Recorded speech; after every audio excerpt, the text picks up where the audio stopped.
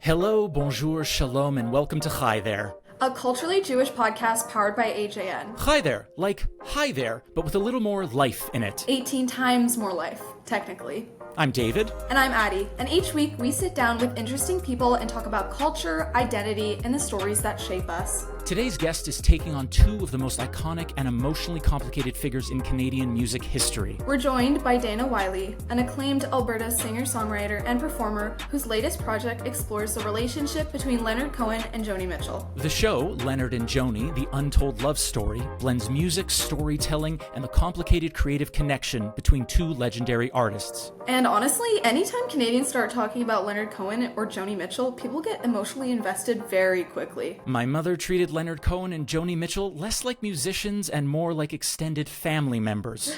That feels very Canadian. It does. We talk with Dana about the music, the mythology, and what happens when you revisit songs people carry so personally. Here's our conversation with Dana Wylie. Dana, thank you so much for joining us today. Oh, it's my pleasure. Thanks for having me. I imagine stepping into the music of Leonard Cohen and Joni Mitchell comes with maybe a certain amount of pressure. People tend to feel very personally connected to both of them. Did you feel that going into this? I didn't, honestly, mostly because I, in earlier periods in my musical life, immersed myself in the music of Joni Mitchell so completely that I sort of felt like when they asked me to do this show and to, take on the role of embodying her music and singing it and performing it, I actually thought you guys have asked the right person, because I really immersed myself in it, and it means a lot to me too. So not really. So growing up, obviously Joni Mitchell was maybe one of your favorite singer-songwriters. Did you discover her early on in your career? I knew of her as a child because my mom loved her. My mom loved all her albums in the 70s. And so I grew up hearing her and didn't really like her all that much, which might have just been about, not liking what your mom likes. But it was really in my 20s that when I started writing songs myself, that I, when her music came back to me, it was just unequivocal to me that she was a master and had such a unique way of writing, and it came out in such a unique way, and that how she approached a guitar like a painter, which is what she is. And so it really hit me hard when I was a young writer what a master she was at writing. Me and David have both pretty experienced maybe in the musical theater world as well, so we know the importance of stepping into a character. And one thing audiences really seem to appreciate is you're not trying to be Joni Mitchell. You're bringing yourself to the music and connecting with the music firsthand. That's right. We're telling the stories of, this one particular story about Joni Mitchell and Leonard Cohen, how they had a relationship for a short time when they were both quite young, before either of them were famous. So we as ourselves tell that story, and it's a beautiful, brilliant story. And we tell other stories about them along the way. But in terms of performing the songs, all we're trying to do is bring, our own love and respect for those artists to that. Yes, exactly as you say, rather than imitating them. And for people not familiar, can you maybe talk about the dynamic between Cohen and Mitchell that makes it such an interesting story to explore on stage? When they met, she was very young. She was in her early 20s. He was nearly 10 years older than her. So he was, I think, in his early 30s. And so she really looked up to him at first. When they first met, they met at the Newport Folk Festival, and she was sort of in awe of him. And she thought of him as someone who was much more well-read than she was, much more highly educated, had written so much, had read so much. So she kind of placed him on a pedestal. And then as they, got to know each other better and continued in their relationship, he discovered just what a natural genius she was. And he started to feel a bit intimidated by that. So the tables turned a little bit. And I think that had at least something to do with the fact that it didn't last for all that long. Because one of the stories we tell in the show is that someone asked him at one point after they had broken up, so what was it like being in a relationship with Beethoven? And he said, it wasn't nice at all. Who would want to be in a relationship with a genius like that, I'm assuming there was a lot of fraught tension, and maybe that's why it fizzled out, their relationship. Do you think there was a lot of jealousy behind it? I think so. The two really creative people who were, both of them have had so many, high points and peaks in their creative life, I think, but they were both at that time at some kind of creative peak and really, really working at it. And you can just imagine that not working well, you know. Not everybody can be the yang, you know, someone has to be the yin, right? Growing up, my Opa, the only thing we listened to in the household was Leonard Cohen. Mm. Pretty much that's his favorite artist. And growing up with your mom loving Joni, there's so many ways you can interpret lyrics. And you can hear them one way, revisit it years later, and then you hear it in a totally different way possible.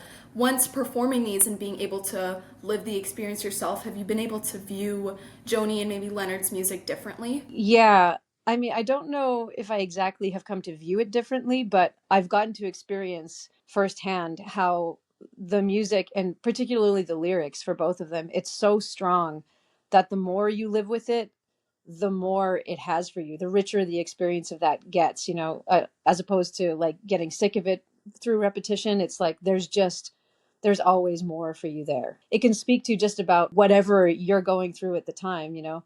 I think that's why these songs, their meaning can strike us differently over years, because something that really gets to the kind of universal, I'd say, spiritual themes that both of them get to in their writing, that it can speak to just about anything that you could be going through in your life, you know? Now, I'm trying to think of the famous quote when someone talked about, I forget who it was, but they said Leonard Cohen's music is music you can slit your wrist to.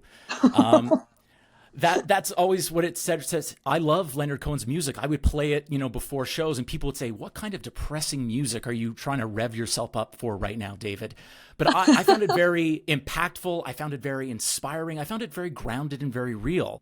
In terms of Joni Mitchell, for you, you know, when you're performing this almost every night, does it feel inspiring, intimidating, or how does it connect with you personally? Right now, at this point, for me, it's just joyful. You know, again, there have been previous times in my life where I've related to her music deeply on that emotional level. You know, some of the, like, for example, my favorite album of hers is Hejira, which she made in 1976. And it's such a sad album. You know, it's very wise. It's very reflective, but it's a breakup album essentially, and it's very sad. You know, she gets really deeply in touch with a lot of lonely truths about her life as a musician and as someone who travels. And she wrote it as she was driving across North America. And when I first fell in love with that album, that sadness of it and that really coming to terms with some hard truths about life really sat with me and almost smothered me, you know. But all these years later, I find that I can live in these songs that I still love so much, and it really is truly just a joyful experience. That's the word I would use for it, really. There's something so comforting about music that you can feel like in your bones. And you don't even need to be singing it. If you just hear it, hear a tune, like if you're able to connect with it and feel it in your soul, like it speaks measures.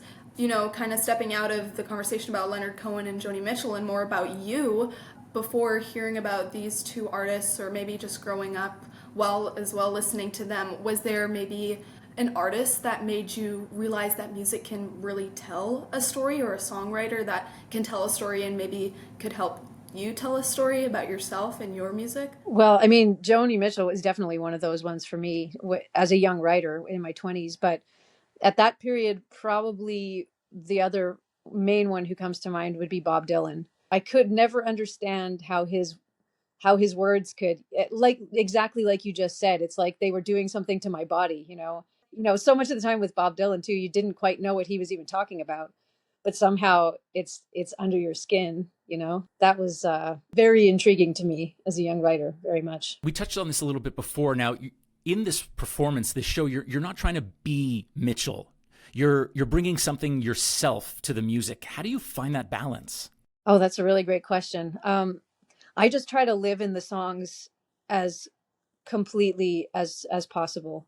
You know, I don't think too much about it. You know, in terms of coming up with the guitar parts, I haven't made a great effort to learn exactly her guitar parts, but I've tried to come close. You know, I found something that's close to her, all her different tunings. And, you know, I tried to find the spirit of those parts, but then I just try to inhabit the song. And I don't think too much about whether I'm too much like her or whether I'm not enough like her. I just really just try to inhabit the songs with all the love that I already have for them anyway. Do you think you ever discover anything new as you're performing with these lyrics or anything about Joni? Is it the same every night, or are you discovering differences? I think, on a good night when all the technical stuff is going well, and I'm relaxed enough, then yeah, I can discover new things, or I can have certain thoughts. Like, it can strike me in the middle of both sides now, how young she was when she came up with those insights, stuff like that will, when you're really open like that, the new aspects of the lyrics can hit you, or new aspects about what those lyrics tell you about the artist will come to me. Yeah, if I'm in a nice open space, that will happen, and that's ideal for sure. What were some of the preparations that you did, to be able to fully fulfill this role and do her justice? What were some of the things you did before stepping into it?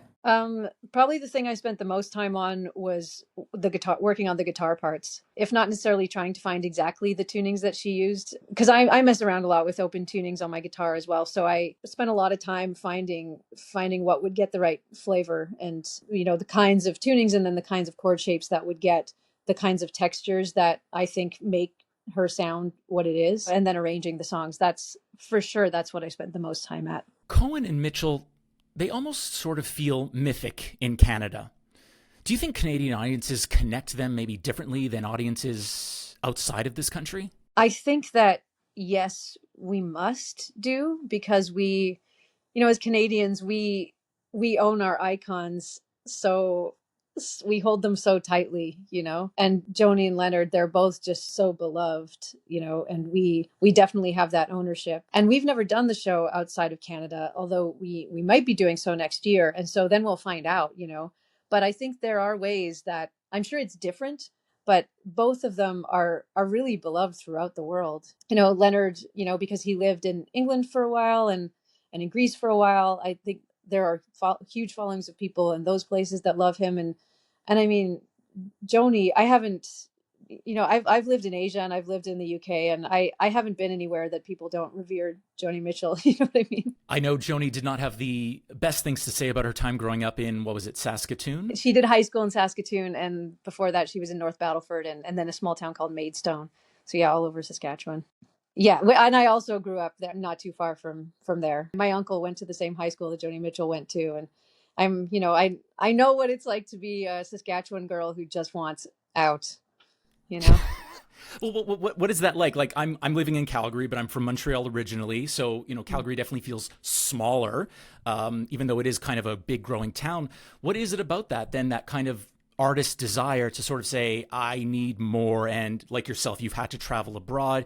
You need more than what your local town is giving you. Well, I think for Joni, I think there were lots of things about it. One of my favorite stories of hers that she told, that I heard her tell in at least a couple of interviews, which is that she always felt a creative impulse. And she said at one point in her life, it was when she was going to get married to Graham Nash. He had proposed to her and she had said yes. And she said, but then she just thought about her two grandmothers, both of whom were prairie women, one of whom had asked for a piano when she was 14 years old and was told, we don't have pianos, we don't have things like that in this world, and she cried for the last time in her life, apparently, when she was told she couldn't have a piano.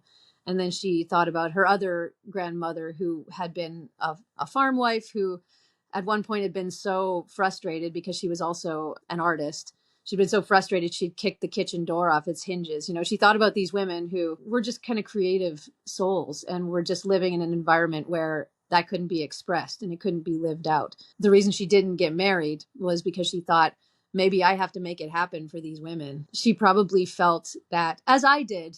I think that impulse to get out, it's just in your body before you can even articulate it. It's just like, I gotta get out of here. It's just... Not that Saskatchewan and it's that land, not that it's not a beautiful, very special place, it really is. And I can recognize that now, but it's something about the creative spirit. It's got to get out. It's got a hold on you. Yeah. Let's move into Leonard Cohen a little bit. Leonard Cohen's Jewish identity was so deeply woven into his work.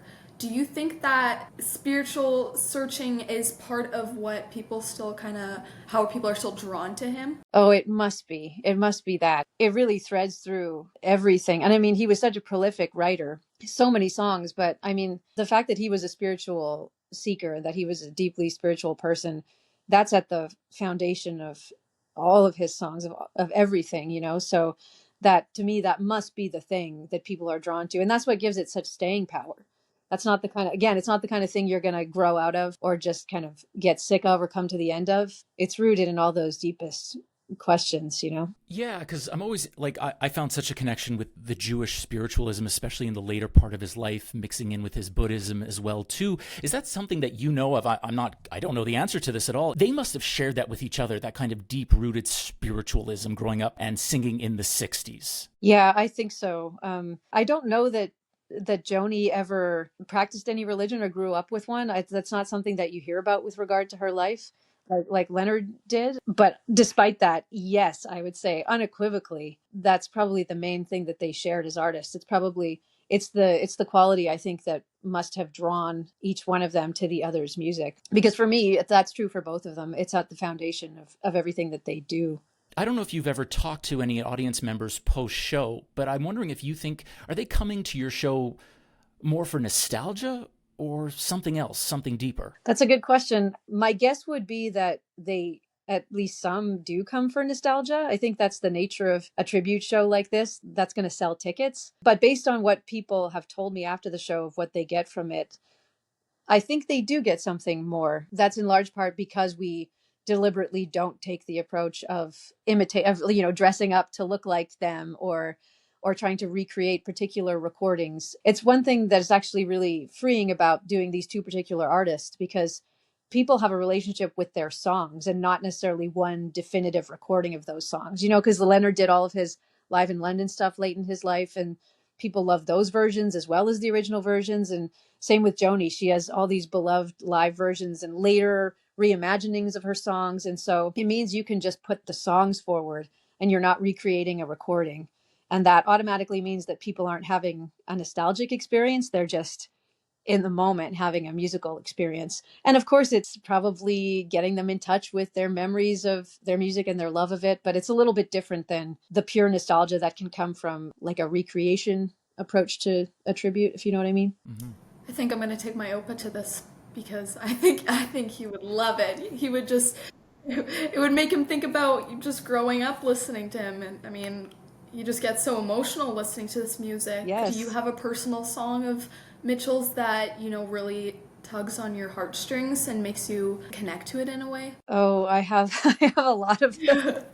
If there's one in the show that I particularly relate to, gosh, I don't even know. I don't even know how to pick one. Like, I really love them all. Actually, one that I had never done or listened to much before we worked on this show was Song About the Midway. And the reason that we do it in the show is because she wrote it about Leonard Cohen. It's one of her early ones. And there's something about that one that, it being new to me, that's one that I don't know, that one touches something in me for sure. I can also just hear my mother screaming that why isn't this show coming to Montreal? She is a deep, deep fan. And that's where I grew up for my love of Leonard Cohen and Joni Mitchell as well, too. She would have her, Yes. Old 1960s record player down in our house listening to these songs and feel very connected to them. And as I'm cooking dinner and chopping celery, what puts me in a very spiritual or very calm mood are these two singer-songwriters. They are something that is special and different from any, I'm going to sound like an old boomer now, even though I'm not, but something very different from any pop song today. There is something very unique going on with what they were able to deliver. Absolutely. Yeah, uniquely, I'd say, with the two of them. In terms of the show itself, can you sort of describe the arc of the show for our listeners so they get an understanding? Is this where they meet, they get together, and how does the journey of the show happen? Well, it doesn't tell the story in necessarily a linear way, but through the course of the show, you get something about the early background of both of them, their growing up years. So Leonard's time growing up in Montreal and Joni's time in Saskatchewan, and Joni going through polio as a child. And then it tells the story of them coming together and being together and then parting. And then in the second half, we talk about their separate and subsequent lives from that time. when they were together, and we touch on certain points when they've met or correspondence they've had since they were together, which continued right up until just before Leonard passed. That's a nice aspect of it, is that it's not like they stayed in constant touch, but they remained just such respectful peers. I think they had such respect for each other, and so in those little bits of correspondence that they had, and stories about various times that they met, after they had broken up, that core remains, that they just had so much respect for each other. And so that's what characterizes the second half of the show. So before we wrap up, I'm just very curious that if you could hypothetically sit down for an awkward, honest dinner conversation with either Leonard Cohen or Joni Mitchell, which one are you choosing? Are you serious? I'm totally serious. I have to pick one?